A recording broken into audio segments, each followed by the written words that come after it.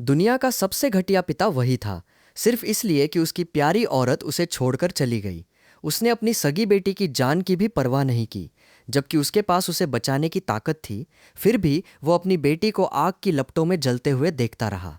अब जेना बस उसके गुप्त बगीचे में कदम ही रख पाई थी कि डायमिड ने उसी वक्त हाथ उठाकर उसे वहीं खत्म करने की तैयारी कर ली। मैजिक टावर की दूसरी मंजिल पर एक बिल्कुल साधारण सा लकड़ी का दरवाजा था। वो दरवाजा सिर्फ खास परिस्थितियों में ही अपना असली काम दिखाता था।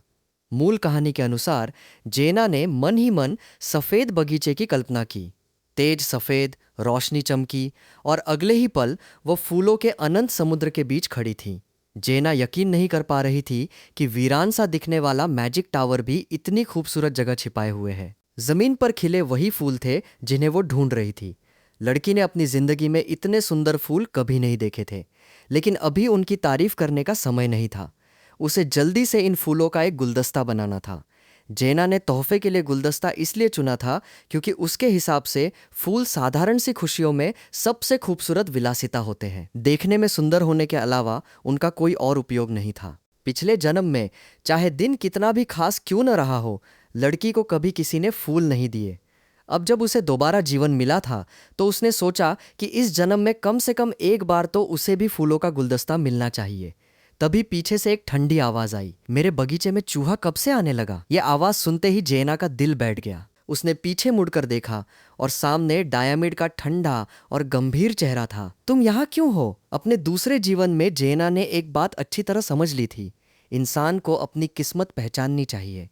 अगर वो अपनी तकदीर से ज्यादा पाने की लालच करे तो एक दिन मुसीबत जरूर आती है, ठीक अभी की तरह। तुम यहाँ तक पहुंची कैसे?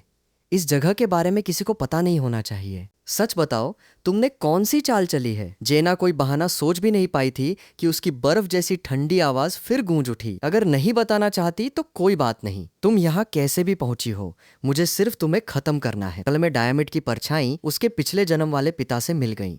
बचपन की मारपीट और अत्याचार की सारी यादें एक एक करके उसकी आंखों के सामने घूमने लगीं। डर के मारे जेना खुद को बचाना भी भूल गई।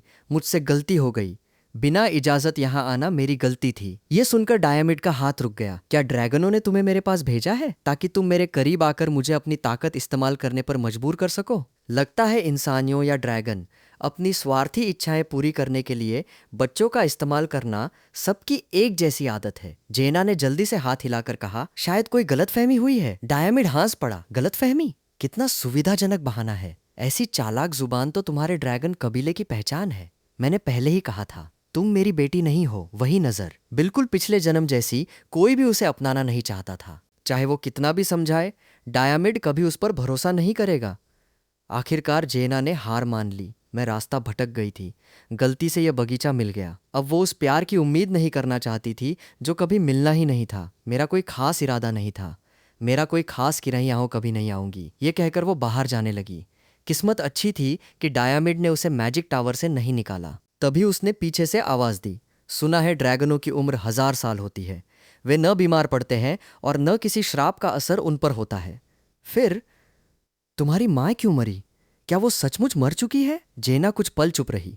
उसे अपनी माँ की भी कोई खास याद नहीं थी। मुझे नहीं पता, लेकिन उन्होंने आपसे झूठ बोला था।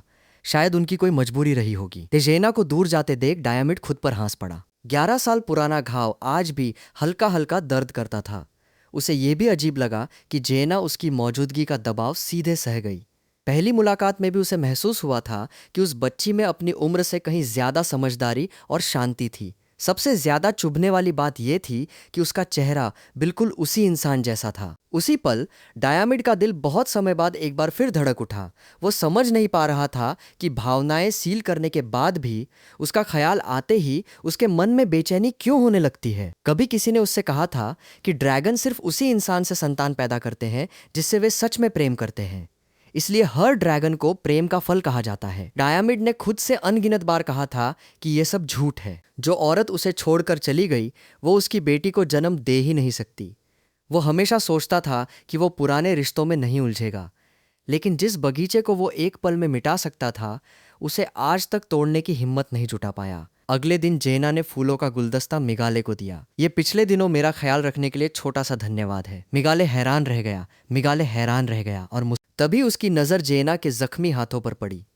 जब पता चला कि फूल तोड़ते समय हाथ कट गए तो उसने बेबस होकर कहा, अभी तो कहा था कि बीमार मत पड़ना, और अब अपने हाथ भी घायल कर लिए। फिर भी वो जेना का दिल नहीं दुखाना चाहता था। खैर, धन्यवाद। गुलदस्ता बहुत अच्छा बनाया है, मुझे सच में पसंद आया। इतना सुनते ही जेना का सारा दुख पल भर में गायब हो गया। मिगाले समझ नहीं पा रहा था कि इसमें इतना खुश होने वाली क्या बात है। फिर उसने जेना को एक अच्छी खबर दी। हाल ही में मैंने एक नई जादुई पितृत्व परीक्षण विधि बनाई है।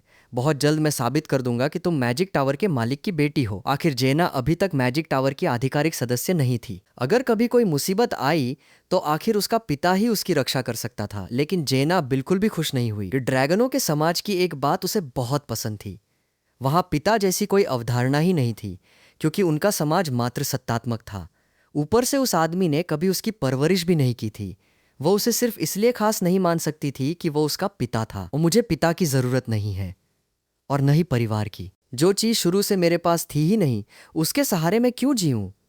मैं सिर्फ खुद पर भरोसा करती हूं। ये सुनकर मिगाले गुस्से से कांप उठा। 10 साल की बच्ची के मुंह से ऐसी बातें सुनना उसे बिल्कुल अच्छा नहीं लगा। वो चाहता था कि जेना जिद करे, रोए, शिकायत करे, लेकिन इतनी छोटी उम्र में ऐसी सोच न रखे। तुम मानो या मत मानो, लेकिन मैं अपने तरीके से काम करूंगा। इतना कहकर वो गुस्से में वहां से चला गया। जेना को लगा कि उसके नाराज होने की कोई वजह नहीं थी, चाहे मिगाले उसके लिए कितना भी करे। 17 साल की उम्र में उसकी मौत तो अपने ही कबीले के हाथों तय थी।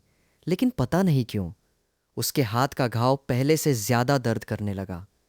जेना की इच्छा बहुत छोटी थी, बस अगले 7 साल तक यही शांत और साधारण जिंदगी चलती रहे।